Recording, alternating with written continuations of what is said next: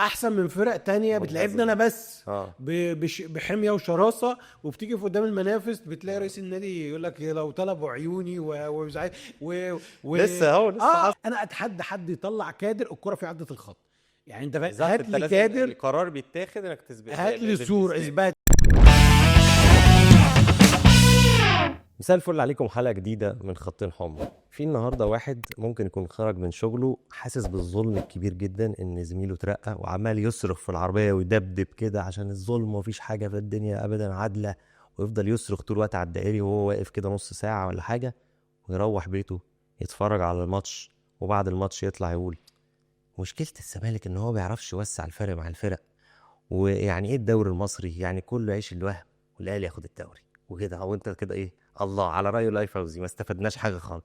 يفضل يكتب كده يا ريس، وكل التفاصيل اللي بالنسبه له اللي تبقى على الفريق مكمل في المنافسه، وانت عمال تحرد في الصخر. وعلى راي واحد قال لك كان لازمته ايه الفلوس دي كلها؟ حاجه غريبه جدا يا خليفه. بس دي قصه عن ايه هتشوفها الكوره وسنينها، بس كان لازم اقول لها كده، اقولها. وفكروني اقول لكم على شخص كده حط لي صوره، يعني ايه، احكي لكم عنها شويه. بص 100% لازم نروح ليها، لان انت عشان تنافس على الدوري هو زي ما بتهتم فريقك بيعمل ايه، لازم تبقى عينك على المنافسين. ما هو الدوري انت ما بتكسبوش والا يعني. كل مره نعمل 150% من المستوى، انت بتطلب روبوتات يعني في الملعب. وبعدين عادي، الاهلي السنه اللي فاتت مفس على يعني خد اقل نقاط من منافسين المباشرين الزمالك وبيراميدز، وخد الدوري علشان جمع النقاط. خد الدوري بين قوسين لسه يعني على راي في استريكس بس يعني فاهتمامك باللي بيحصل في مباريات المنافسين جزء الاصيل من اهتمامك بمنافستك انت على الدوري. فاحنا جاي لا بس خلينا نروح للزمالك الاول. صحيح. نقفل الملف بتاعه، ده هو اهم ملف. لان كان عندنا مباراتين انا بالنسبه لي فات منهم واحده اللي هي الاسماعيلي واللي جاي الجونه اصعب شويه من الاسماعيلي، لكن ماتش الاسماعيلي كان بالنسبه لي برضو هو والجونه الاثنين على بعض باكج كده. بالنسبه لي كان معيار الفرقه دي تنفع تنافس على الدوري. لا تسالني ليه، اقول لك لان دول عينه من 10-12 مباراه الزمالك هيلعبهم. لو انا حسيت ان الزمالك قادر ان في المباريات دي يحقق فوز سهل، على اساس ان من ال 12 مباراه مثلا يقدر يفوز له ب 10-11 ماتش فيهم، ويعني لا قدر الله يتعثر في ماتش ولا حاجه، اقول لك دي فرقه تنافس. فكان بالنسبه لي الاسماعيلي اولنا اللي هو ليه بقى تقدم بدري، ضيعنا 3-4 كورات ما كناش بنضيع قبل كده. يعني طبعا الاسماعيلي بيعاني، طبعا المقاولين بيعاني، ما قدرتش اصنع قدام المقاولين، قدرت اصنع قدام الاسماعيلي، فده في تحسن. يعني كاتيجوري المصري مالناش دعوه بيه، انا قلت لك المصري عامل زي سيراميكا، زي البنك، مجموعه فرق كده قادره على ايذائك.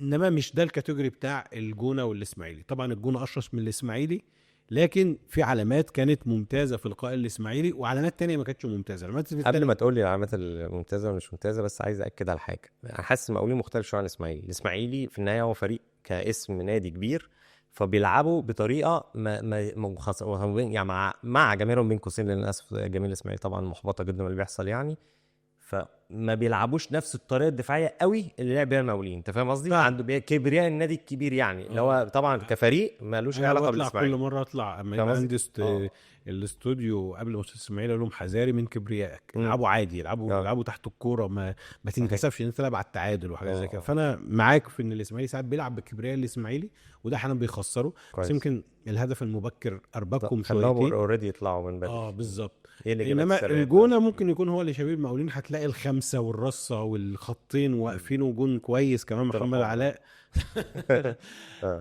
وجون كويس كمان محمد علاء. لكن خلينا نقول الاول ماتش الاسماعيلي ايجابيات وسلبيات زي ما كنت في رايي انا. يعني اكتر حاجه ايجابيه قدره الزمالك على صنع فرص، وبقى في انسجام دلوقتي بين ناصر ماهر وبيزيرا، ان هم ناصر ماهر بقى بيباصي كتير مع بيزيرا وبيشتغلوا، وبيزيرا بيتحرك كتير من الخط وبيخش لجوه. وطبعا الايجابيه البارزه جدا من اللقاء المصري سلاسه الزمالك في الخروج بالكوره، تميز عند صبحي، تميز عند محمد اسماعيل، حسام عبد المجيد كان كويس كمان، والراجل عمل تكتيك ممتاز جدا، كان بيخلي الثالث عمر جابر ما بينزلش دونج ولا عبد الله. فدي بتعمل ايه؟ بتخلي دونجا وعبد الله فوق اول خط، ما انت هتطلع عليها باتنين مهاجمين ولا حاجه. كان الاول بيعمل ايه؟ كان بينزل دونج، فيبقى عندك واحد بس اللي هو عبد الله مثلا او ايا كان او شحاته او ايا كان، طيب. فتبقى شورتج. أيوة. هو دلوقتي بيثبت عمر، خاصه ان الفينا شادد بالزير عشان ما يزعلش، والله ان الماتش ده كان الفينا يستحقش بالزيره. شادد الفرقه اللي ناحيه اليمين، فما فيش تقدم قوي على عمر، فعمر الثالث، فبقى عندي دونجا وعبد الله وناصر الثلاثه بيستلموا فوق، وكمان احيانا كتير كان بيساعدهم علي مكايد، فكانت الخروج بالكوره زي السكينه في الحلاوه بتتم بسلاسه جدا يعني. ده مصري ولا اسماعيلي؟ الاثنين. اصل انت كل افتكرتك بتتكلم مثلا عن المصري، كنت اقول لك ما قلتش الكلام ده ليه في الحلقه اللي فاتت. لا ما انا ايه عارف انت ركزنا معاها. بقى الثالث بتاعهم في خط الدفاع مع عمر بيداك معلق فوق، وحسام بيروح ناحيه الشمال، يعني الشكل محمد اسماعيل في القلب، ليبرو كده، محمد اسماعيل هو اللي في القلب، حسام عم بيجيد على شماله، عمر على يمين. يعني فاهم، هي واللي فتح الملعب بزيرة وبنتايج وفي بقى 4 بيتحركوا في ورا، فده بيخلي الزمالك عنده سلاسه قوي في الخروج بالكره ومقاومه ضغط اي فريق، وبننقل نفسنا من المرحله الاولى للمرحله الثانيه اللي بيبدع فيها عبد الله السعيد وناصر ماهر في صناعه الفرص. بل وشفنا دونجا يعتبر ليه كريدت كبير جدا جدا في الجون الاول اللي عمله لبتزيرة. فدي الحاجات اللي عجبتني. اخش على طول على اللي ما عجبنيش، عدم الجديه في ان انا اجيب الجون الثاني. صنعنا فرص، الفرصه اللي ضاعها بتزيرة ما دي مش عدم جديه، دي هو حب يضمنها واستسهلها شويه، ضاعت، هزته بعد كده. بس كنت حاسس ان احنا ممكن نبقى اشرس من كده شويه في البحث عن الهدف الثاني. ده رقم 1 اللي يعني كان قلقني، كان الماتش ده كان يخلص ابدر من كده يعني، كان يخلص ابدر من كده، ويا ريت يبقى ده النهج عندنا، تبحث عن الجون الثاني. بعد الجون الثاني يا عم اقعد بقى دور لي الكوره واعمل ال 40 نقله والشغل بتاعك. انت ما بحثتش ايه يعني؟ انت ما بحثتش عن الجون؟ كنت بتدور الكوره بدافع ان انت تحافظ على الكوره بس، ولا لا كنت بتصنع هجمات بس ما كانش في شراسه قوي في التكمله. يعني ايه، عارف انت حته الاندفاع بتاعه الزمالك دي ممكن ما كنتش ملاحظها قوي، جديه اكتر من كده. يمكن بعد كده الدنيا تتحسن ونبقى اشرس شويه. الحته اللي ما عجبتنيش برضو تاني ان احنا كنا بقولنا ايه على بتزيرة، ان كان عاجبني قوي ان دماغه مش برازيلي، اللي هو في ايه بيباصي كتير، ما بيلعبش لنفسه قوي، ومساندته الدفاعيه ممتازه. بتزيرة الماتش ده بقى برازيلي شويه، هو برازيلي في مهارته طول الوقت، بس بقى برازيلي طبعا، اللي هو بقى ايه طولها شويه. كان في واحده ممكن يلعبها بينيه كده ناصر ماهر في ظهر الدفاع. ايوه فاكرها كره في الاخر على عاصم انا بخاف من عليه، ما هو ناصر ده بني ادم. انت ما انت مش هتديني وهتطمع وهتدور على الشو، انا كمان ما تجرنيش لده، انا بتاع ده اصلا، ده انا جاي لك من هناك. ناصر يا بيه ما تستفزنيش لده، اخرج اسوأ ما فيا. ناصر من ماتش المصري هو متعاون جدا جدا جدا، والله من اول متعاون، بس هي لقطه ولا 2 الناس بتبني على حاجات. ماشي الناصر برضو من اللعيبه اللي صناع الفوارق، انا بحبه شخصيا يعني، ومن اللعيبه القليله في الزمالك صناع الفوارق اللي لازم نمسك فيهم بايدينا واسناننا يعني. بس انا بقول لك يعني، فبتزيرة ما عنديش في دي، وبقى في شنه ايه كان، بس يمكن ظروف الماتش اللي ما خلتوش بيساند قوي عمر جابر، ممكن تعليمات مدرب دي اعملها، بس يمكن بتزيرة دي كانت الملمح الاساسي مع عدم الجديه في الانهاء. واتضايقت سيكا كده من عدي في الانفراد اللي جاله، خاصه انه كان على شماله. يعني انا اقول لك مش سيكا مدارس كتير اعترف. انا بقول لك انفراد المقاولين كانت على يمينه، انفراد المصري كانت على يمينه، فانا قاعد اسامح انفراد بقى، ومش بسامح قوي يعني، بس هي ماشي. انفراد بتاع الاسماعيلي كان على شمالك، كل الظروف كانت معايا. وبعدين انفراد ما هو الصعب اللي هو عندك الوقت وان انت تحطها جون صحيح، يعني ما كانش مزنوق خالص. حتى الكرة اللي كانت بيمينه في الماتش اللي فات كان فعلا على ما عندوش وقت كتير. المره دي عب على شمالك وما كانش عنده وقت كتير، وانا قعدت اكلمك على قصه المهاجم الاشول والكلام ده، المره دي جت على شمالك، طبعا ما كانش عنده اي منطق ان هو يضيعها يعني. لكن خلينا متفاهمين جدا على فكره، هو في حاجتين الناس بتسال ليه عدي ركب على طول. غدار احنا بدأنا الموسم بناصر منسي على فكره، صحيح، لكن هو في حاجتين كانت ملاحظات يعني كفروا عليه يعني. حجوجه رقمات حجوجه ممكن مش عنده، كل شويه جت سيره حجوجه.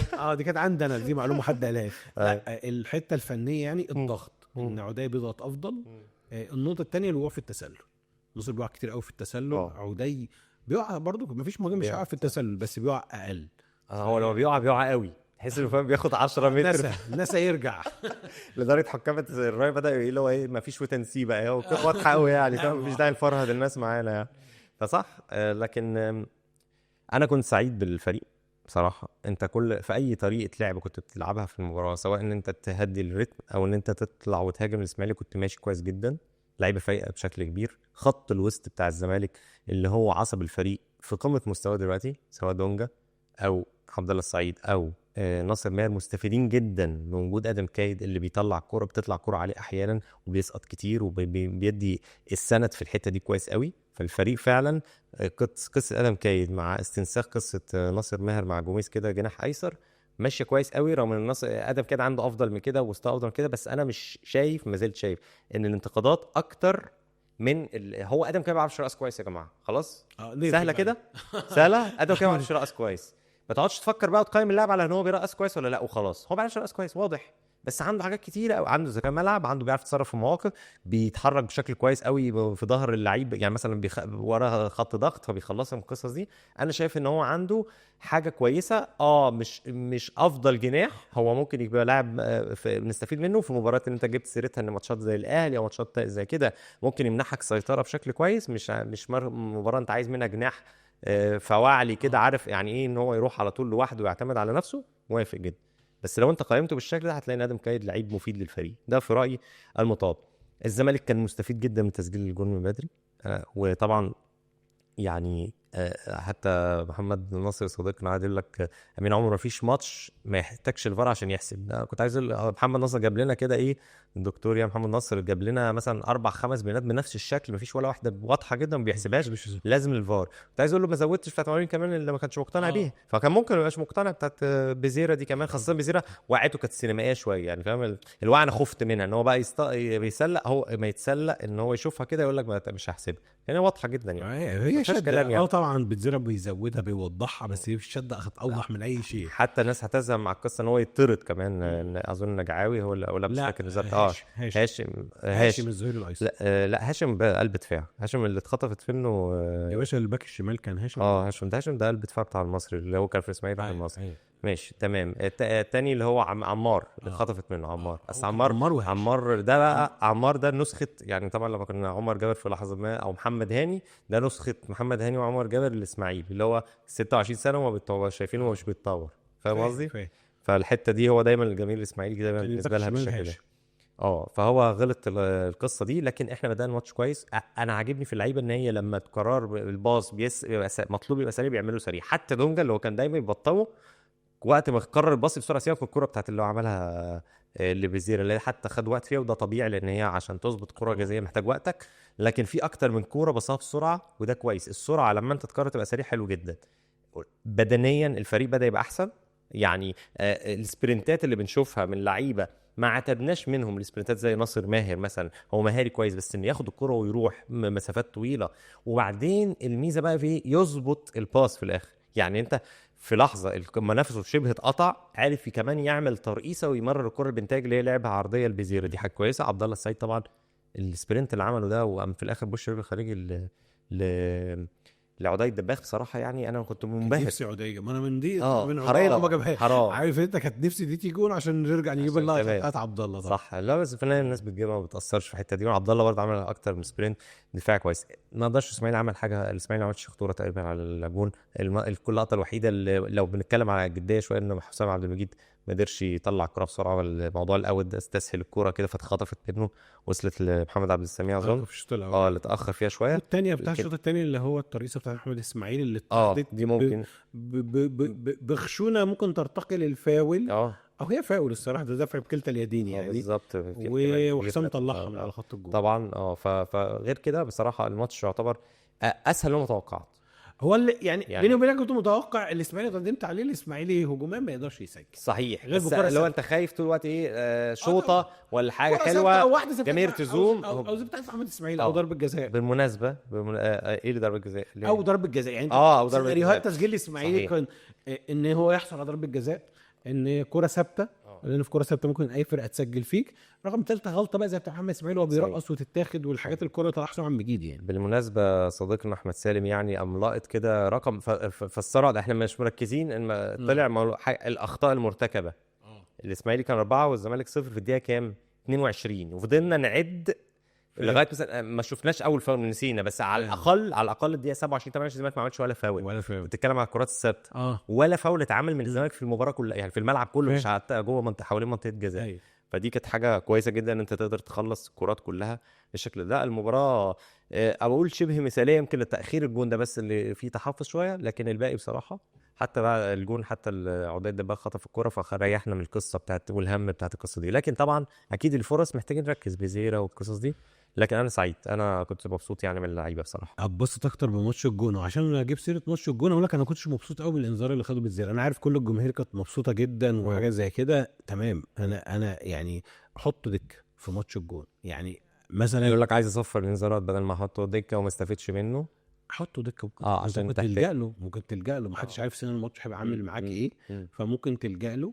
امتى تقول ان الانذار ده 100 100 وقرار سليم؟ لما تاخد 3 نقط في مباراة الجونة باذن الله نرجع تاني. بس انا شخصيا مش من الناس، يعني لو عندي لاعب عنده ريسك ان ياخد انذار وانا خايف عليه ما بطلعوش بره خالص حساباتي، لان محدش عارف ظروف اي ماتش بتبقى عامله ازاي.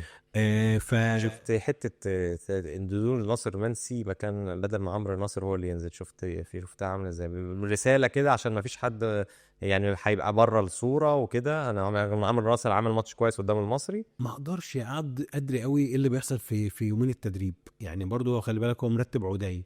ممكن مثلا ليه تسالني ليه دخل سيف جعفر تاني مثلا القايمه؟ ما هو سيف جعفر رجع. وليه طلع بارون اوتشينج واحنا محتاجين باك يمين في اللحظه، ولا قرر انه مسطح هيسده خلاص والحياه حلوه؟ ممكن، ما دي الفكره. ممكن يكون هو الراجل عنده برضو يومين تدريب، ممكن في يومين التدريب ده ما نفذش حد تاني نفذ حاجه كويسه فعايز يديله.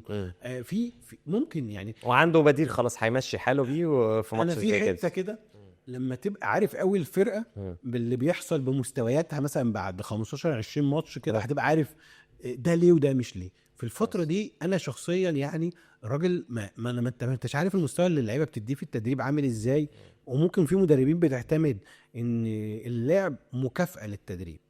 كان الله يمسيه بالخير جوفالدو فيريرا كانت عنده الحته دي، صحيح. لو ما ضربتش كويس ما تلعبش، فبيضمن ان التدريب بتاعه دايما مشدود والناس كويسه في حاجه. ده ممكن. انا برضو بضرب هنا ودع، يعني انا مش عارف ايه اللي حصل عشان يلعب ناصر منسي مش عمرو ناصر، بس ممكن يكون مثلا التدريبين اللي فاتوا دول ناصر منسي كان ماشي كويس. في لعيبه كتير اصلا هتلاقي ليها تصريح دايما يقول لك يا جماعه الجماهير بتقيس اللعيب اللي المفروض يلعب الماتش الجاي بناء على الماتش اللي فات، بينما هو بيتجاهل طول الاسبوع ده بيحصل فيه قصص كتير قوي. بالظبط. في لعيبه اقول لك ماشي، يعني مثلا عبد الله السعيد ده راجل بيلعب بقى، ده انا بشوفه بقى 20 سنه. انا خلاص عارف حتى لو ما اتدربش وحش انا عارف هو هيعمل يعني انت فاهم قصدي ايه. بس في مجموعه كده اللي هي مش عبد الله السعيد، مفيش حد موكل على مكانه يعني. خلاص يعني مش اللي احنا عارفين واحنا بقى لنا مثلا بنتفرج عليهم بقى لنا 3 4 5 سنين في الزمالك، فعارفين ده بيقدم ايه وده بيقدم ايه، او حتى بنتفرج عليه من فتره بس خلاص بان قوي انه فارق عن زمايله. اما انت بتكلمني في ناصر منسي وعمرو ناصر ومعالي ومش عارف ايه وبتاع وادم كايد، المجموعه دي لا، انا سايب امرها المدرب، ما بقاش عندي اعتراضات كبيره مين يلعب ومين ما يلعبش، لان انا مؤمن زي ما هو بيشوف في التدريب وبينفذوا ايه وما بينفذوش ايه، ده في رايي انا معيار افضل يعني. حلو قوي. كنت لسه هسالك على الدبودليه بس قلت ايه ناخدها معانا فين؟ في كفته ولا دخان؟ يلا كفته ولا دخان. السخان كده على طول ناخد درجات اللعيبه، لان احنا اصلا اتناقشنا حتى فرديات كتيره بسبب المباراه. زي ما قلت لك كده كانت مباراه تعتبر في متناول الى حد كبير. يلا بينا على صبحي، رايك ايه؟ لم يختبر. الاختبار الوحيد اللي جاله والكره عدت منه، حسام اللي انقذ. صعبه، هي صعبه مش سهله طبعا، وحسام انقذها. ما بالنسبه لي والله بجد لم يختبر. ان ايه بجد صح. ما فيش يعني قايم على ايه؟ مفيش حاجه اصلا لم يختبر، وفي نفس يعني ما حضر الامتحان وما حدش اختبر، ما حدش حط له ورقه ببساطه. ودي مأساة من ضمن مآسي الاسماعيلي بجد. والله حاجه تزعل. طبعا انا عارف في قاعده جماهير الزمالك ما بتحبش الاسماعيلي، بس اعتقد في ناس كتيره بتحب الاسماعيلي جماهير الزمالك. انا احب اشوف الاسماعيلي زي ما انت مش بتجاملني يعني. لا مش بجامل انا عندي وجهه نظر اصلا، يعني حتى لو انا متفاهم مش هيحبك، بس فكره ان هو ما بيفضلك عن الطرف الثاني المنافس، دي افضليه ليك انت حافظ عليها. يعني قلما في كام فرقه في الدوري اصلا بتنزل تلاعب المنافس بروح وحميه وشراسه، هم بتلعبنا احنا كمان بروح وحميه وشراسه. بس انا قشطه، انا عايز الفرقه دي تكتر احسن من فرق تانية بتلعبنا انا بس بحميه وشراسه، وبتيجي في قدام المنافس بتلاقي رئيس النادي يقول لك لو طلبوا عيوني ومش عارف لسه ولاعيبه طالعه فرحانه لا، انا عايز احافظ على الانديه التانية دي اللي هي لا وراها جمهور وعايزه تكسب الاهلي وعايزه تكسب الزمالك وعندها المخزون ده. انا بالنسبه لي انا عايز احافظ على الرصيد ده من الانديه. تتكلم بشكل عملي تماما حتى يعني، حتى لو انت ما عندكش عواطف كده صح، فيها منطق برضه. فصبحي النوت خلاص ان ايه، نروح بعد اللي بعده. ما شوف انت عايز تبدا مين. يعني عمر جابر صعب انت تكون اختبرته يعني بدأ عادي برضو. يلا ان ايه هو كمان برضه لانه حتى اصيب ربنا يشفيه. خلينا بقى في اصابته طويله ولا حاجه؟ مش طويله لا ان شاء الله لا. كان في قلق منها بس طلعت اصابه ان شاء الله. طبعا. اللي هو ان شاء الله موجود في ماتش الاهلي يعني جاء وممكن يبقى موجود في ماتش الجول. الاهلي اكيد موجود لكن الجول لسه فيه شكوك. لا ان شاء الله يبقى موجود. طيب يا رب. محمد اسماعيل انا بشوف برضه المدافعين لم يختبروا بشكل كبير، بس محمد اسماعيل لا في درجه ينقص. اللقطه اللي بتاعهم 7 هو ياخد له 6. ليه 6؟ 8 يبقى 7 يعني. ليه اللي افترق؟ ليه 8؟ اي ما هو خلاص ان ايه -1 ماشي. وحسام عبد المجيد ان ايه +1 ليه؟ ما هو الجول ما في واحده ماشي صح. لا الاوت ملوش ذنب صح. يبقى محمد اسماعيل صح كده. انفينيتي -1 وانفينيتي +1 ماشي. بنتايج ماتش مش وحش هجوميا بس برضه خد انذار يعني ما كانش حاجات كده لازمه يعني. في انذارات كده انت في نهايه المباراه يا اخوانا حد فاهم يا اخوانا اهدوا على نفسكم شويه يا اخوانا. ما في انذارات مجانيه حتى لو على فكره مش بتحسب ماتش الجون بتاع احيانا انت محتاج تهدى على دونجا حتى يعني. ده الانذار الرابع دونجا في الماتش السابع وانت لعبتش ماتش منهم اوريدي موقوف يعني 4 انذارات 6 كتير يا دونجا كتير يعني مفيش كلام. ماشي. ساعات بيفرض مركزه عليه الانذارات لكن ساعات هم مش فاكر شكل الانذار كان عامل ازاي. كان يعني كان ضروري. كان تاكل في الشوط الاولاني كان ضروري يعني لا هو ممكن يكون اصلا ما عملش قوي يعني. هو كمان مش يستاهلش. هو لمس كده بس ما شدش او كده. كان ساعتها نادر فرج وهو كانت كوره كده الشوط الاولاني. ممكن يكون فيها سيميوليشن كمان من فعلا. ومناسبة نادر فرج بزيرة انا مش بلومك انت ولا حاجه يعني، مش بلوم اللي هو المجني عليه بس انت خليك عيش واقع. في حاجه اسمها ان انا لما هطول بالكره بالشكل ده وافضل استفز اللعيب ان انت هديك ظهر شويه كده هيشيلك. انا خايف عليك مش اكتر. انا عايزك تحافظ على نفسك يا معلم. فاكر البدايه بيقول لك والله رخمين مدافعين في مصر واللعيبه في مصر. ايوه ما تجيش تنطط عليه. شايل خلاص. فانا خفت فعلا توتر الولد. ونادر فرج يعني لعيب صغير فهيستفز طبعا. طيب بنتاج شايف كانت تديله كام؟ 6. نديله 7. مش لو دخل ريزيرا الجون كنت زمانك اديته 9 طبعا. لا كنت اديله واحده كمان بلس اللي تسجيل اجوان والاجوان +1 سوبر سكور قاعد معايا على الدرجه على طول. دونجا 8 حلو. مباراه كويسه وصناعه هدف صناعه فرصه ادت لهدف يعني ياخد 8 ومباراه كويسه من دونجا. دي 8.5 كده. تمام. عبد الله 9 يعني لو كان جاب الجون اللوب او بصا بس انا عجبتني حاجه حلوه قوي والله بجد. عارف عبد الله بعد ما عمل دي كلها اعتذر. عارف انت ان هو يا اخي فعلا مش اي حاجه يثبتها برضه. اعتذر لزميله اللي هو مثلا يعني مهما كان زميله ده كويس او كده بالنسبه. بس عبد الله على فكره يعني ياريك فريرا كان اتكلم في بدايه الموسم لما عبد الله جدد فيديو تجديد عبد الله قال عليه جمله جميله جدا يعني ان عبد الله بيقود بالمثال. انت فاهم يعني بيعمل مثال جيد فيقود بيه. على فكره هي دي من ضمن اساليب الليدرشيب عموما. كنا بتدرس تقود تيم يعني او اي حاجه. من ضمن الحاجات ان انت احيانا تعمل لهم رول موديل. تيجي مثلا في احيانا تقود ان انت تعمل رول موديل ليه وتبقى انت كده. فعلى فكره معظم الناس بره بياخدوا يعني طبعا عندهم تكتيك فنيات وكده بس بياخدوا كوتشنج اللي هو اداره الناس.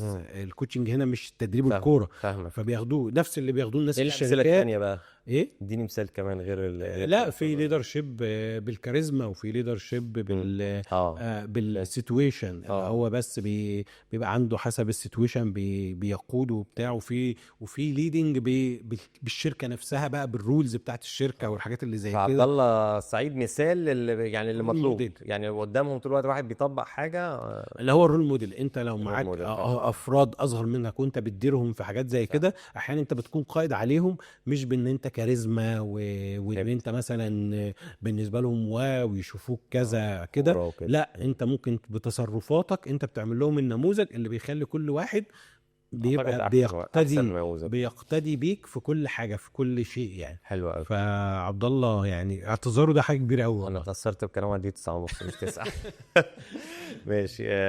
ناصر منسي ناصر منز ماهر. يعني ناصر ماهر سوري. مباراة كويسة من ناصر، متعاون جدا وكان بيربط كتير. تمام. لسه عامل فقره عن التنسيق بين الاثنين على فكره. تمام. مع اسلام ساب. طب حلو. فقره كامله بالكميه لقطات يعني. صح، خدت بالك؟ انا والله ما شفتش الفقره لسه. طبعا مش في ماتش المصري وماتش اسماعيلي وعلى فكره من قبلها والله العظيم من قبلها. وهو ليه القصه حاصله اصلا التنسيق كتير ده.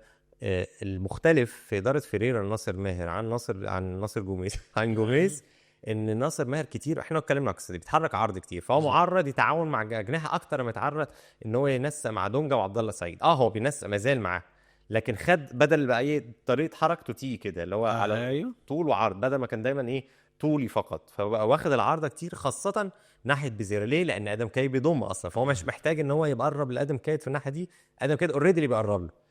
فاهم قصدي؟ فهو كتير وهم متفاهمين جدا وحاجه في منتهى العظمه. والاثنين بيبقى اوفرلود مهاره، عارف انت برضو انت ممكن واحد يروح عامل مراوغه في مراوغه. أيوة. انت فكيت التكتل يعني. صحيح حصل كده حصل. ده في ماتش المصري اكتر من مره 2 على 5 وعدوهم او 2 على 4 يعدوهم بسبب ان هم ولسه فانا الانسجام هيزيد ما بينهم. على فكره الحاجه اللي كان ضيفنا العزيز احمد عز كان بيتكلم فيها ان ما يبقى مجموعه ما برضو كل ما الوقت بيزيد ما بينهم هتاخد منهم مردود فنيا افضل يعني. وعشان كده دايما الزمالك محتاج وقت.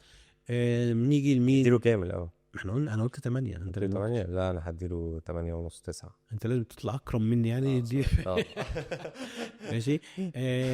عايزين نروح للاثنين اللي فيهم كلام شويه. خوان بيتزيرا الجون يعني انا درجته بالنسبه لي كانت 6 بس الجون ضربه الجزاء اقل ماتش لخوان بيتزيرا. اقل طبعا ده انا ساعد عليا اديت الاسماعيلي صعبوا عليا والله. ضيع فرصتين كبار جدا. زودها كتير قوي في الشوط الثاني. الشوط الثاني يعتبر ما عملش اي شيء. الفرصه اللي هي لعبها بيمينه مش حلو تحسب له بالعكس. طبعا كارثيه تحسب له اصلا ان هو مكمل يعني. انا بالنسبه لي انا اشتريت ان هو مكمل وحطها بيمينه. انا شاري الفرصه دي. الفرصه ضحى بشماله يعني. لا هي كارثه طبعا. ده انا خلي بالك عشان بنحبه فتلاقي الجماهير كده. ده لو لاعب تاني يعني لو ادم كايد الناس كان زمانها عملت بوستات زي حالاتي كده وانا مش عايزين عداد بعض. انا قال لك كويس انه ما كانش ادم كايد، كان قال لك عايزين مصطفى شلبي. فالحمد لله ان هو كان بيتزيرا كله حاطط لسانه جوه بقه وتمام يعني. عارف نعديها لك انت يا مالك. بالك 27 سبتمبر جاي وهتشوفوا في الميموريز بتاعت فيسبوك كل واحد لعبه في ماتش السوبر كلنا. لا مفيش حد. انا الحمد لله ما كتبتش. انا مش هيبقى متوتر ما كتبتش. ساعه اتفرجش اصلا بتقدرش. لا ما بتبقى اعصابك تعبك. اتفرجت كنت مع سمير. انا ما عنديش دليل ملموس بس حق الله انا قلت لدرجه انا على فكره طول الوقت انت عارف انا كنت بشيب بجوميز من اول يوم. انا اللحظه الوحيده اللي شفت فيها جوميز اللي هو انت جايب لنا ده ليه ومش عارف ايه. وصلت لليأس وسبحان الله يعني. سبحان الله جاي الخير على ايديه. فادم كايد انا بشوف انه ما زال شايف انه هو زي ما انا كنت شايف فيريرا كذا. انا مش بنظر عليك والله حقك تبقى متعصب احيانا وهكذا وحقك ان انت تبقى غضبان من فيريرا، بس بشوف ان انت كنت بزودها شويه لو انت بتطالب باقالته. مش بقول لك ان هو جامد او ما فيش حاجه، بس كان تقييم سريع جدا ومتسرع جدا. اعتقد شايف دلوقتي حاجات افضل من كده. لكن ادم كايد بشوف ان هو مهم في الفريق ومفيد في القصه اللي خروج بالكوره مش بس على السيطره واحنا حتى في نص ملعب فريق تاني في الخروج بالكوره كمان بيسقط كتير وبيساهم كويس. ولو عايز تتاكد من كلامي ارجع شوف الماتش تاني حتى ولو تصوير سريع عشان ما تاخدش وقت. مساندته الدفاعيه كويسه على فكره. بص لغايه لما يجي احمد حمدي انا متفاهم اي حاجه يعملها في. لو احمد حمدي جهز انا بشوف ان الرباعي بتاع عبد الله ودونجا وحمدي وناصر ماهر في اي ماتش كبير انا عايز الاربعه. بس هتبقى مشكله لان مين هتلعبه من ناصر ماهر هتفقد الثنائيه الرائعه اللي بينه وبين بيزيل. هو حمدي بقى في ميزه عن ناصر شويه يعني كده بيروح عارف انت 3-4 خطوات العمودي دول على الجون. احمد حمدي بيعملهم افضل من اي حد في الزمالك. فدي هتبقى عارف وانا مش هخسر ناصر. ما ناصر لسه موجود. ناصر هو بيلعب شمال جه على نص الملعب عمل الثلاثي في الجزيري. انت مش هتخسر ناصر هنا يعني. بس انا يعني بشوف ان دول افضل رباعي في الزمالك في الماتشات الكبيره. شخصيه قدره على الحفاظ على الكوره مفيش ارتباك حاجه زي. بس لغايه لما حمدي يجهز لسه حمدي بياخد لسه يعني حمدي قدامه شويه كده. بس في اللحظه اللي حمدي فيها يرجع احمد حمدي تاني اللي كان رهيب في مباراه الكونفدراليه اللي هو اتصاب فيها دي. انا بشوف ان زي ما بقول لك كده الرباعي دونجا عبد الله حمدي ناصر ماهر لا غنى عنهم في اي مباراه كبيره. بيراميدز اهلي الحاجات دي انا اتمنى دايما رباعي، ما تقوليش مين بيلعب فين، بس هم الاربعه كده موجودين، وكورتك في رجلك يا بيعرف انت شنطتك في ايدك وبتاع، هتلاقي كورتك في رجلك فتره طويله جدا تديك افضليه نفسيه وفنيه على المنافسين. صحيح. عايز اقول لك بيراميدز لما اتفوق على الاهلي كان بيلعب ازاي؟ قطه، ما هو مش جناح، كان بيلعب برضو بمهند بلاتي شحاته كمان. ايه ماشي طبعا كان بيلعب قطه وشحاته قريبين من بعض يعني في الستايل. مهند كان بيلعب بمهند وبلاتي توريه ووليد الكارتي وقطه، هذا 4. ما تقوليش بقى مين جناحه، هو كان بيلعب بجناح واحد في المباراه ايفرتون. وما تقوليش بقى يعني ايه، هي مش كيمياء. في المصري عمل كده، بيلعب كده ساعات يعني، بس كان ده هو عطى الماتشات الكبيره قوي. في الماتشات اللي هي مثلا ضد فرق متكتله اقول لك لازم الجناح هنا فاتح وشادد، لان في 17 واحد بيدافعوا. في الماتشات الكبيره دي اللي بيكسب معركه خط الوسط وبيحافظ وهو اللي بيبقى ليه الغلبه والكره دايما في رجله، انا مش لازم الرصه تبقى مظبوطه قوي بتاعت واحد هنا مش لازم الملعب يبقى سيمتري يعني. وصلت الفكره. بالحديث عن حمدي انا عايز اسالك كده عن حاجه. اولا انا كنت اختلفت مع كابتن احمد عبد الحليم في الاستوديو على ان هو كان موافقك فكره ان الزمالك كان يعني مقصر في انه يدوس. انا ما كنتش شايف انه مقصر، كنت شايف ان هو لما يعني كان بيحاول يدوس احيانا وكان بيحاول يهدي احيانا في قصه ان هو يحاول يجيب الجون الثاني وبس اتفق معايا، بس اختلفت مع كابتن عصام مرة في فكره انه ايه، انه كابتن عصام كان شايف معترض على تغيير دونجا، شايف ان احنا اللي كان ارتكاز الوحيد ما ينفعش يخرج. قلت له يا كابتن ما كان معرض ياخد طرد بقى ساعتها، ودونجا اصلا مركزه بيعرضه لكده، وهو اصلا بياخد انذارات كتيره. فانت رايك في الحته دي؟ وده اللي هيجر لي حته وانا بجيب سيره حمدي، الحته دي عبد الله السعيد وحمدي كنت راضي عنها لحد ما دفاعيا قدام الاسماعيلي لكن ما تنفعش بقى، صح؟ ما تنفعش يعني في كام كورتين برضه خطار استلم وراهم الاثنين حاجات زي كده. صحيح. يعني ومنيع جات له شوطه كده برضه قدام الاسماعيلي منيع ده طبعا لمحمد عبد السميع. انا عملت اختبار في امبارح حركات الزمالك، قلت لهم دلع محمد عبد السميع يا جماعه، ما حدش حد قال سيم وعدل سيمه وعدل، خلي بالك طلع ميع في الاخر عشان تبقوا عارفين يعني. ايش كنت هقول حاجه على محمد عبد السميع بس قلت اسحبها يعني. قلت لك انتوا مش عارفين محمد عبد السميع قصدي، قلت لهم يعني ممكن الناس حاجه زعل ان هو مش بطال تتفرج على هو لعيب كويس هو اللعيب الاشول اللي هو كان اظهر رقم 10. ايوه قصير بس انا عارفه اي حد بيشتغل على الدوري المصري بتركيز وكده، بس انا بقول لك يساء لينا والله ان الاسماعيلي ما فيهوش حد معروف يعني. انت يعني ما فيهوش حد كده جماهير الانديه عارفاه مسمع يعني. انت لو قلت اسم لاعب من دول عند اي جماهير لا ما فيش ولا غير الدكتور يمكن قلت راوري بس حتى ما بقاش يلعب مصاب يعني مصاب كان هو ونبريس الاثنين لاعبين الوحيدين اللي ممكن يعرفوا يجيبوا جون. نبريس رجع في ماتشنا بس لسه يعني ده من سوء حظ الاسماعيلي، خلاص بقى خطين حمر مش خطين صفر صح. عارف احنا حاسدين قوي على الاسماعيلي، خط اصفر خط ازرق، خلي بالك الجامعه يسد لنا دول. يقول لك الاخوه بتوع اللي زعلانين على الاسماعيلي كفايه هيقول لك فيها محنه بقى يا رجاله. خلاص معلش يا هشام بقى تعالى يعني عشان خاطر حبيبك. انا كنت عايز اكتب اسماعيليه والله في الرغبات، انا كتبت اسماعيليه. احكي لهم الحكايه، احكي الذي احكي يا عم. اصل انا وانا بكتب الرغبات ما كانش فارق معايا طب من صيدله من اسنان من اي حاجه، كنت بكتب حسب اللوكيشن يعني. مش عايز اروح صعيد ومش عايز اروح اي حاجه يعني. بكتب الحاجات اللي في طنطا جنبي، انا من كفر زيات في طنطا، القاهره، اسكندريه، مش كده اكتب اي مدينه ثانيه. المدينه الثانيه كتبتها اسماعيليه اللي هو ايه، فاشمعنى اسماعيليه؟ قلت حلو يعني ما فيهاش اهلاويه كتير فاروح عادي ممكن اروح هات الكلمه من الاخر ممكن اروح اعيش هناك بقى وخلاص يعني. صحيح.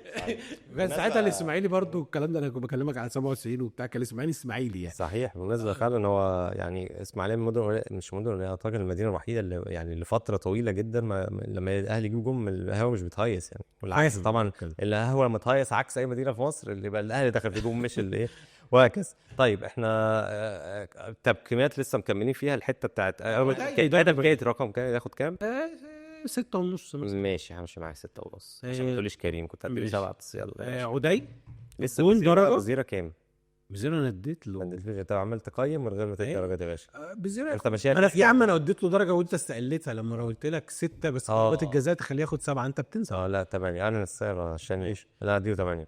عدي في رايي انا كان على ادائه في المباراه 7 برضه ماشي. عايزه بس يتحرك ورا الدفاع، يطلب الكره ورا الدفاع. في كوره كده مثلا ماهر كان عايز يديها ورا الدفاع، وعدي يروح ورا الدفاع شويه اكتر يا عدي. يعني الكره اللي هو استلمها من عبد الله السعيد تحرك مثالي نظرا انه ضيعها، الانفراد اللي ضيعها طب بس تحرك مثالي ورا الدفاع كتير كده، روح ورا الدفاع، خاصه ان ناصر انا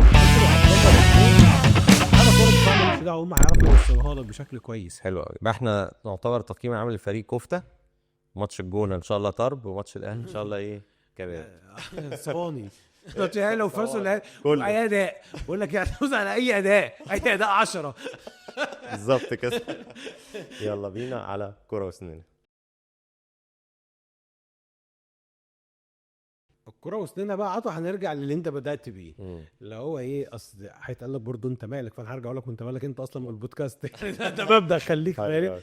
بس خلينا نقول حتى لو حد يعني عايز يفهم، يعني المنافسة على الدوري في اي حتة في العالم بتهتم بالنقط اللي انت بتكسبها، وبتهتم بالنقط اللي المنافسين بتكسبها. تانية ابتدائي. والله يعني احنا بنشوف اللي يبدي ريال مدريد بيعترض علشان برشلونه على حاجات في ماتشات برشلونه، وده حق اصيل على فكره. ولو المنافس بتاعي بيعترض على حاجات في ماتشاتي، انا مش بقول ابدا انا مش مع بتاع بص في ورقتي وكل ده. مش منطقي. لا يا باشا، المنافسه كل نقطه هنا ونقطه هنا بتفرق. انت بتاخد الدوري ساعات، ممكن تاخد الدوري وانت في ماتش ما لعبتوش عادي جدا. صحيح.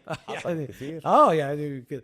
فخلينا نقول ان اللي حصل النهارده في مباراه الاهلي والسيراميكا نذير يعني مش ظريف. قالت لي كان مسافر اول يوم لوجيه احمد. حكم ابو الوفا برضه اتقال ايه يعني، عماد النحاس خدها وراح متكلم عليه وقال لك اصل ده حكم جايب لنا حكم جديد. ما حكم جديد يعني بيتعرض للضغوط. عايز عليه اكبر. ده انا عايز حكم يعني لسه عايز يطلع ويرتقي ويبقى دولي ومش عارف ايه. طيب النهارده في قرار كبير مهم جدا تم تجاهله لصالح سيراميكا، وتم استدعاء الحكم ابو الوفا من قبل طارق مجدي. ضربة جزاء واضحه تماما، دفع باليد. خلينا نشرح حاجه. انا كنت بقعد في ايام يعني ما كان معانا كابتن جهاد جريشه في كوره بلس، كنت بتناقش معاه في حاجات، يعني من حاجات يعني ساعات بغير رايي في حاجات بناء على حاجات برضو انت لازم نفهمها في القانون. كان في يوم، عشان انا هشرح بس ليه ضربة جزاء اللي على الاهلي بتاعه بيكهام ضربة جزاء، والكوره اللي هو بيطالبوا بيها بتاعه طاهر اللي فيها تنافس على الكوره. لا انا عايز اشرح بس اصل انا كان الحادثه كانت اوضح من كده. بس دي سياسه التتويه، يعني ان انا هحط حاجات كتير عشان اسيج بس عشان تبقى واضحه برضه، عشان يبقى الوضوح، عشان ما هو في ناس الدفعه يلا خلاص يعني كده. كان في يوم مش السنه اللي فاتت، الموسم اللي قبليه، الزمالك كان بيلعب مع سيراميكا بالمناسبه برضه، والاهلي كان بيلعب مع فاركو. الاهلي اتحسبت له ضربه جزاء لموديست، وفي نفس الوقت كان لنا احنا كوره تقريبا كانت لناصر ماهر، او يعني فيها الدفعه دي. فكلمت مع كابتن جهاد الكورتين دي اتحسبت ولا اتحسبتش؟ بتاعت الاهلي اتحسبت وبتاع. كانت الاهلي كانت كوره ثابته ومرفوعه على الموديست ومنافع فاركو زاد. شرح لي الفكره جايه منين. قال لك ان كل ما انت في كره الزمالك التنافس بالكوره بالدراع كده، ده تنافس على الكوره. طول ما هي الكوره انا ممكن كمدافع اعمل كده عادي كده. قصدك تلزق في جسمه تقوم زي كده ده عادي. ده ولا اجي من اول لحظه وانا لا كده يعني كده الزق جسمه كده والكتف وزق كل ده الالتحام الطبيعي في كره القدم اللي بتفرق على الالعاب التانية زي السله والحاجات دي. كره فاركو كانت كده بوش بكلتا اليدين. قال لي دي ايا كانت بتتحسب على طول. دي كده على انت تقصد ساعتها كان القرار بتاع موديس صح، قرار اللي ضد الزمالك ما حصلش دلوقتي انها صح برضه. كانت كده عشان كان التنافس كده. بس بشرح الناس يعني حتى خليفه بيطلع يقول دلوقتي صح ما قرارات مثلا. تمام كويس. فكانت هي دي كانت الحادثه بالظبط. النهارده انا بشوف الماتش تفهمت جدا اما شفت الاعاده. ما انا فاهم بقى، ما انت الراجل شرح لي القاعده ان بالمكاتفات والزقه اللي هي كده دي بس تنافس ريست كده الحته دي يعني. لا كده هنا بكده دي عادي. انت بتعمل كده وبتزق كده. طول ما احنا قريبين من بعض انا عادي بستخدم قوتي البدنيه ان انا اخد منك الكوره حاجات زي كده. الدفع كده الدفع او بايد واحده كده لو ايد واحده مفروده. انما كلتا اليدين بتتحسب مفروده بقى مش مفروده. كلتا اليدين ده زق. يد واحده لازم تبقى مفروده كده. انما لو دي كده عادي بتتحس القوه. الحكم بيحس القوه دي على فكره حتى في الطرد لما حاجه لعيب بيبقى تاني رجله غير فارد رجله. بالظبط. فكده النهارده وانا بشوف كوره طاهر اللي في البدايه، الكوره طولت من طاهر، وطبعا لعيب سيراميكا بيكتفوا كده بيخش معاه اللي هي المكاتفات اللي في كره القدم.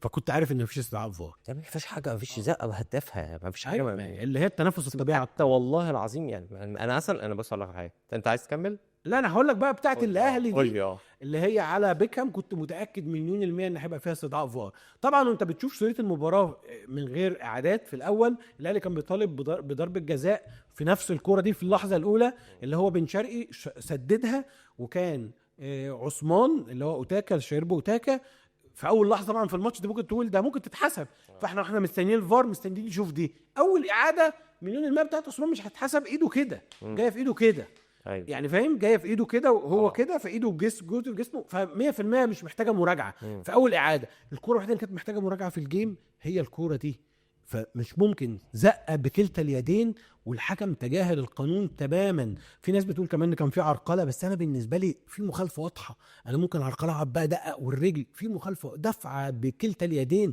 محسومه. انا بقول لك سامحها مليون المية ان كلتا اليدين دي اي واحد بيعمل ايدين الاثنين كده في الملعب بتتحسب عليه على طول. هو بص، هو حاليا ايه الكرة هي من كتر ما هي واضحة، فانا قلت لك الاسلوب ايه، مش ان انا اناقشك في الكرة، ان انا احط لك 1 2 3 قدامك عشان اتوه، وتبدا انت تحول للايه للي بيقعد يدافع عن اللقطات دي ويقنع الناس. بس يا عم هنتولى دور المدافع، انا من الكرة واضحة جدا في الحتة دي. اول حاجة، في حد حط لي صورة، انا والله صدقا انا ما كنتش شفت الماتش صدقا، فعلا في واحدة هزتني لدرجة ان قلت لا ده انا لازم اشوف بقى، فاهم قصدي؟ فقبل ما اشوف بقى الصورة اللي هزتني، اولا شفت الكرة بتاعت الاهلي، كرة مفيش اي حاجه خالص ولا اي حاجه خالص، كرة اللي هي طاهر اللي هي بتاعت طاهر بس. عاديه جدا ما فيهاش حاجه خالص يا جماعه. والكرة الثانيه اللي هي انهو اللي بتاعت لمسه اليد دي ما شفتش اعادتها الثانيه، بس انا يعني ما اتعادتش في لا. الملخص انا شفته، انت بتقول شفتها ساعه، لا مليون المية، احنا كنا لسه عثمان جايين على كده. البودكاست ما شفتش. عثمان ايده كده خلاص تبقى هنا مفيش مليون حاجه المية كده. خلاص. لا طبعا اللي هزتني فعلا لقيت واحد ايه حاطط ايده بالشكل ده، قلت بصراحه الكرة دي فيها بيلن للاهلي فعلا. اتاري يا معلم بقى الصوره دي خليفه قال لي الكوره دي من بره منطقه الجزاء اصلا، يعني الكوره اتحسبت هاند بول، دي هي اوريدي هاند بول. الكوره دي اللي بن شرقي حطها في ايد الولد، هي دي اللي وقفنا بعديها نشوفوا الفار بقى في الكوره بتاعت سيراميكا. يعني هي دي اللحظه اللي الحكم وقف فيها، ما حسبها لك يا بيه، حسبها لمسه يد اصلا. فعلا اتحسبت. يعني انا عايز اقول ان الواحد من كتر ما هو بيحاول يتحرى الحق، يعني دورت عشان اشوف فعلا انا الاهلي ممكن يبقى ليه دي وصاد دي مش عارف ايه، ده اتاري بيحط لي هاند بول عشان يتوهني اكتر.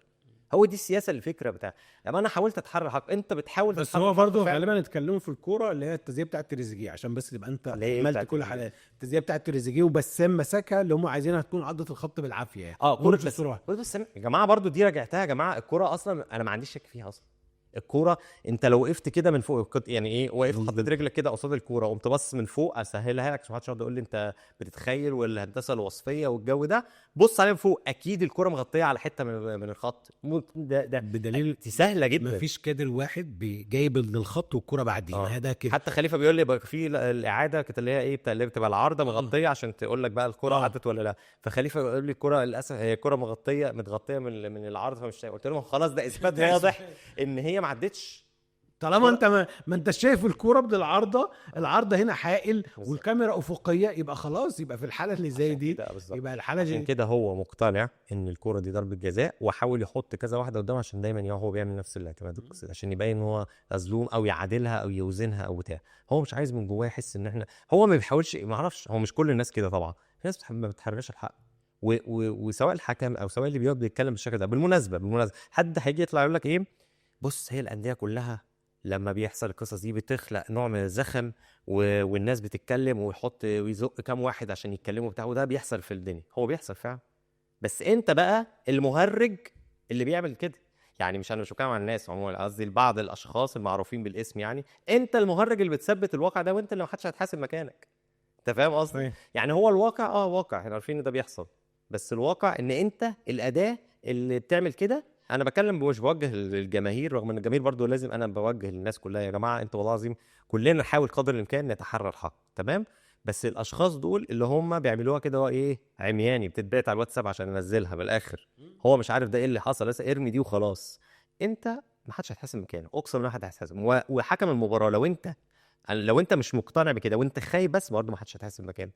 يعني انا الحكم انا مش عذره، انا فاهم اللي بيحصل، ان الحكم بيبقى خايف، وانت بتقول حكم صغير مثلا مش معروف قوي، او حكم مش واخد مكانته في التحكيم، فبيخاف ايه، يتمسح ببساطه، فبيبقى مضغوط امين ايه، وساعات منهم بيبقوا منتمين. ايوه طبعا، انا اقصد لو كان لما هو منتمي ده خلاص هو رايح، يعني بقى مش هكلمه، مش هوجه له كلامي اصلا، لان هو ايه برضه ما حدش هيتحاسب مكانك. لو انت اي نادي سواء ملكاوي اهلاوي كذا ما حدش هيتحاسب مكانك، بس لو الحكم مضغوط حتى برضه ما حدش هيتحاسب مكانك.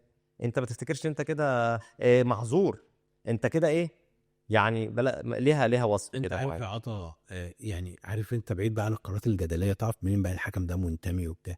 في واحده بقى شد صريح من الفانيلا من مروان عطيه حسب الفرقه. شفت الكوره دي حتى حطها كده. طنش الانذار، فاهم ليه؟ ايه؟ ليه؟ انا مش متاكد عشان ما شفتش ماتش الدقه كان ده انذار تاني ولا لا. تاني وبتاع تراكم، لا ما هو مروان ما كانش بيلعب، ده لسه، ده مروان لسه لاعب ماتش انبي بس وكده، مش تراكم انذارات. بس ممكن هو خد في انبي فيبقى لانه، او ممكن يكون ده كان الانذار التاني في المباراه. انا مش فاكر قوي مروان واخد. في كل الاحوال احنا مش هنقعد نفكر يا عم ايه الدوافع، بس انت في النهايه لا الكوره واضحه جدا واضحه جدا، انت ما بتحسبش انذار ليه. بينما امين عمر شغال ايه في اي ماتش يعني، في الحاجات دي بيبقى الدنيا صعبه. عموما انا نتمنى التحكيم كان بادئ معقول الموسم ده، وقلنا ان الحكام ما بتحسبهاش وبتطرد من الانديه الكبيره والحاجات اللي زي دي. نتمنى ان الفتره اللي ماسك فيها وجيه احمد ما تبقاش الاسطمبه القديمه ترجع، خاصه ان المنافس بدا اللي هو ايه بيدور في دفاتره القديمه على الناس اللي فضلت التحكيم. هو دلوقتي المستهدف يرجع مش عارف سيد عبد الحفيظ ومش عارف يرجع مين علشان نقعد نضغط على التحكيم. وسيد عبد الحفيظ النهارده راح مخابط التصريح كوره تريزيجيه طبعا جون، طبعا جون فين؟ طب هات لي كادر، انا اتحدى حد يطلع كادر الكوره في عدة الخط. يعني انت هات لي كادر، القرار بيتاخد انك تثبت، هات لي صور اثبات، عارف انت البينات على من ادعى والدليل على من انكر. انت دلوقتي انت اللي بتدعي ان الكوره عد. هات لي صوره او كادر ثابت، فيديو ما يبقاش متلاعب فيه، فيديو كده من المباراه اعمله بالسلو موشن ايا كان وطلع لي ان الكوره دي معديه الخط. ما تقعدش تعدي افتراضات وتقول اصل بسام يا باشا ما فيش كادر، ما باين حاجه بتجزم ازاي. ودي اساليب انا اتمنى حتى محاورين البرامج اللي بيطلع فيهم اي حد يتكلم الحاجات دي، الضيف مش قدامك ده مش بيقول زي ما هو عايز. انت المفروض اصلا اي حوار اعلامي في الدنيا انت بتاخد الضد. يعني انت هو ما بيقول بتاخد زي ما هاني حتحوت تحديدا بيعمل كده، يعني تحيه ليه. انا لو طالع مع هاني حتحوت وقلت ان الكرة مثلا دي ضربه جزاء، هاني هتلاقيه بقى ضد على طول، يقول لي طب كذا، طب فين الاثبات؟ عارف ده اوتوماتيك، دي وظيفه الاعلامي، نبقى ضد الضيف اللي هو بيمثل الطرف الغايب. انها فكره ان تسيبها سداح مداح دي انا مش فاهمها اصلا. يعني برامج تتحول لاساليب للضغط على التحكيم ده انا مش فاهمها. صحيح. الشكل ده بحذر اهو من دلوقتي ان الشكل ده هو محاوله او يجوز تبقى محاوله لاستنساخ 2019. بس هو الفارق في 2019 الموضوع اتاخر شويه لشهر فبراير. بعد في الشهر ده شهر كارثي تحكيميا، وكان كل جماهير الاهلي بتشتم في لاسارتي والاهلي بيكسب برضه. ومشوه بعد ماتش سان داونز طبعا، بس كان بيشتم لاسارتي وبيكسب. لا مشوه بعد بيراميدز في الكاس، اول ماتش في الموسم الجديد، يعني يعتبر بعد الموسم هو كمل الدوري كله، كمل الدوري صح. اول ماتش في الكاس ما كانوا بيستكملوا الكاس بس كانوا محرجين يمشوه بعد ده. فهو كان الجماهير كلها بتشتم الاهلي، والاهلي عمال يكسب الماتشات دي بشكل غريب جدا. بس هو ساعتها ليه؟ لان الاهلي اصلا ما كانش لعب في بدايه في سنه 2018 اللي هي لغايه كان لعب 6 ماتشات، فعشان كده ما لحقش ياخد الريتم ده. مش معقول يا جماعه ان من حق اي فريق ان هو يصنع فارق مع فريق تاني لما ما يكونش في حالته. ما هو ده اللي بيحصل مع الزمالك، لما الزمالك ما يكونش في حالته او يتعثر فالاهلي بيفرق بالظبط. ما بتدينيش ليه فرصتي في حاجه زي كده؟ حاجه يعني بصراحه غريبه. ما هو الاهلي لو هيتعثر ماتشات زي كده. ما هو الاهلي تعثر ماتشات تانية اخف، بس طول ما عنده في فرصه يتعثر ليه لا؟ حق اخد هامش الخطا ده، حقي لو خسرت لا قدر الله الديربي يبقى انا دايما انا متصدر. حاجه غريبه جدا. باذن الله ان شاء الله يعني ايه الدنيا ترجع تاني تظبط، وما نتسابش سواء ضغط على التحكيم باساليب ولا سواء التحكيم برضو يظبطوا نفسهم شويه زي ما كانوا بادئين الموسم. يلا نرجع بقى نتسابق انا وانت بدل ما نثبت الدوري. يلا انا رجعت مكاني هنا بالمكان بكسب هنا. حلو الكلام ده. رجعت على ارضي. يلا خش يا عبد الله. اول سؤال، فاول باشا مرسي الشهير قدام الجونه باتشيكو. برافو صح. الله ان هو المدرب الوحيد. ادي بقى عشان بعدها كام فاول بذمتك؟ ولا زي 3000 واحد ولا واحد. انا كنت سميت لونجا متلازمه بس كنت انا بصوت الكابتن مجدي عبد الغني، بس الكورس ده ما قلتهاش. صح. خش على السؤال الثاني. مين عمل اسيست صاروخ عبد الشافي في الكاس ضد حازم امام؟ فاكره؟ من باك للباك. ايوه صح. كل ما نرجع للتاريخ شويه. بس كنت هحالها ولا كنت هحاول واحد صح شويه. انا كنت عارف ان انا ناحيه اليمين، فكرت قلت شيكابالا ولا عبد ولا حازم. على فكره قبل ما ابدا انا عايز اقول لكم الساعه 12 بتعيد ميلادي النهارده. والله يا انت تابع عبد صنصه طيب. كل طيب يا حبيبي. انت طيب. يلا بينا ان شاء الله احتفل بالفوز ان شاء الله. الجونه كسب الزمالك كام مره في الدوري قبل 2020؟ مره ولا مره. اشمعنى ولا مره واشمعنى مره لو انت فاكر ده؟ انا مش فاكر طبعا. لا ده كسبان في مره بتاعت 2000 بس دي 2020 هي دي المشهوره. قبليها قبلها ما افتكرش انه لا كسب الزمالك مره صحيح ايام حسام حسن، بص بالسنس لان كده. ممكن يطلعوا اكتر. بص اهي استنى اهي مع الراجل الراجل ده عبد اكتر الرحمن. لان 2018 عادي 2019 اخد 2 انا بعدها ليه؟ قلت 2 قبل. اتنين لا انا غيرت بعدها ايه؟ ولا انت هي لا مره؟ ثلاثه افتكرت واحده على الشاشه ولا مره. ولا انت اللي تكسب. ازاي ما انت اللي قلت. بس استنى خدتها من محمود فتحي المصدر واتاكدت من المعلومه يمكن في لأن أنا الدوري. كنت برضو شاكك هو جول في الدوري كاتب في الدوري. ارجع كده للسؤال. في الدوري. في الدوري طب بس 2020 ده يا اخوانا موسم 2013 2019 دول ده احنا تعادلنا. بتاع 2-2 التعادل بطعم الخساره. صدق انا كنت زعلان، انا بحسن كنت زعلان فيها. وبتاعه جمال حمزه دي كانت تعادل ايوه اما جاب هو كده. ضربه جزاء في الحضري. وبتاعه ايام حسام حسن شيكابالا اللي متعادل لنا برضو كانت تعادل. بس انا بتهيألي كان الماتش ده بتاع الجروس راجع بعدين ولا مره ما تراجعش ابراهيم ورا. ضيع الكوره. بس انا بتهيألي لا مش بتكلم على بتاع الجول. بس بقول لك ايه التعادل حسام بتاع حسن الموسم بتاع حسام حسن بيدرب الزمالك احساسني ان الماتش ده خلص 2-1 للجونه. لا احنا هنيجي بقى لبص حسام حسن لينا السؤال كده ده هرجع البتاع زي الميداليات كده بتاعت المنشطات. السؤال الرابع النقطة ده دي. ليه علاقه بالسؤال اللي لا فاتوا ده. 2-1 ليك انت. قول يا عبد الله. قبلها بس نقول على السؤال ده اول سؤال محمود عمله معايا. جون ميدو على الطاير في الجونه كان من اسيست مين؟ طبعا ميدو لما رجع من الاحتراف ما جابش الا 3 اجوان، وده جون شهير منه. كانت كوره على الطاير دخل نط حطها بيمينه وركنها. انا هقول لكم 4 اختيارات احمد غانم سلطان. هم باكات. احمد غانم فعلا سلطان. احمد غانم سلطان اختيار منهم. احمد غانم سلطان، حازم امام، صبري رحيل، عبد الشافي. عبد الشافي. صبري رحيل بقى. خد انت 2 احمد غانم وصبري رحيل عشان هي اصعب احتمالين هو احمد غانم وصبري رحيل. خد انت حازم امام وعبد الشافي. وانت هتاخد مين؟ ما انا خدت اهو احمد غانم وصبري رحيل. ماشي كده 2-1 لقطه. لا كده 2-2. هو اوريدي 2-1. هو اوريدي 2-1. بجد يعني كده 2-2. ما هو ولا مره دي كانت بتاعته. هو مغير؟ 0. لا ما غيرش. لا ماشي. خليك فير. هو في الاول هو كان صبري رحيل فعلا. بس انا فاكر انا مهت شمال قلت عبد الشافي. دي بقى ده سؤال محمود. ماتش الجونه في الجونه. قلت الجونه قبل. اللي احنا كسبناه قلت في الجونه اللي قبلك. كان الماتش ده بقى مدرب حسام حسن، وكسبنا وقتها الماتش في انهي ملعب؟ انا قلت في الجونه وقلت قبلها. بص الماتش ده كان غالبا في اسيوط. الماتش ما كانش لسه ملعب الجونه. الماتش ده في اسيوط يعني في المنيا. انا قلت المنيا قبلك ها عشان تبقى فاهم. انا قلت هنا وبعدين قلت طب المنيا. انا بقول اسيوط. محله منيا هنا سوهاج. محله لا مش محله منيا هنا سوهاج. انا قلت هنا والمنيا. خد انت لا والله قلت هنا الاول ولقيته ما استجابش. يا عم اختارك اجابه. هي اجابه واحده. ما انت طب ما انت قلت اسيوط وخلاص. ماشي انت خليك على اسيوط بقى صح. هو قالها في الاختيارات. مع الاختيارات. محله منيا هنا سوهاج. انا قلت هنا في الاول وانت قلت اسيوط. عايز تمشيها كده. لو عايز تزود اخد انا المنيا عشان انا قلت المنيا. ارجع دلوقتي بناء على خد الاختيارات. المحل. لا محله منيا والله ما قلت هنا. بص خلاص اختار واحده بس. لحظه. لا اختار واحده. هقول حاجه صغيره. انا قلت هنا فقمت انت قايل اسيوط. فلما انا قلت حسيت ان انا جاي عليه دول انت قلت قايل المنيا. انت قلت الجونه في الاول قلت الجونه صح. يبقى انا خدت 3. بص دلوقتي كل واحد يختار ايه. المحل. لا طبعا انتوا مش المحل. متعادلين اصلا. هي متعادلين دلوقتي 2-2. لا اختار هنا. انت اخترت هنا. احنا متعادلين 2-2 وده الفاينل صح؟ تمام. ده الفاصل. يا نهار ابيض.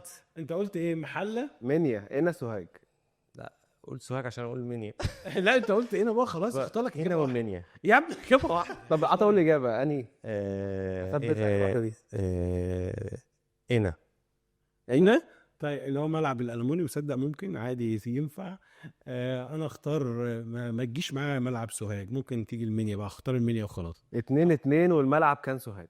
سوهاج يا هي المنيا اللي او فين بيت كمان. بس انا تليفونات بني سويف. تليفونات سوهاج ده ولا لا؟ ده تليفونات بني فاكر سويف. حقيقي. انا فاكر انا والله العظيم فاكر الماتش ده ما كانش في الجونه. انت قلت الجول في الاول. كنت فاكر انه كان في ملعب بره. طب انا تعبت من التعادلات. نفسي اكسب يا كابتن. عايز اكسب يا كابتن. ادينا واحده هدف ذهبي ولا ماشي خلاص تعادل المره دي. بس انا بدات ايه تعادلات. خش بقى كده زي الاسماعيلي المفروض يتبع لا زي اسمه ايه مدرب المحله. ايه اسمه ايه؟ على معاد. ايوه على انا كسبت بونت. اه فرقه المليارات. مبروك. فرقة المليارات. والله هو فرقة المليارات. والله انا بنصحكم يا جماعه تستثمروا في حاجات تانية غير البلياردو، تروحوا كده في ناس يلا بينا، يلا يا يلا بينا يا عم على خاطر عمرو. نشوفكم المره الجايه بعد مباراه الجونه، بس ما تنسوش بقى لايك وشير وسبسكرايب. المره دي بقى ايه، عايزين سبسكرايب كتير كتير كتير. ناس كتير قوي بتيجي الحلقه تتفرج على الحلقه وتمشي طياري و80%. تخيل عارف انت زي الليمبي، انت تلف خد لف في القناه هنا، لف في القناه دي كلها، انت تعذب، انت تلف تاخد القناه بتاعتنا دي كلها هنا. ان شاء الله اشوفكم الحلقه الجايه باذن الله من خط الحب.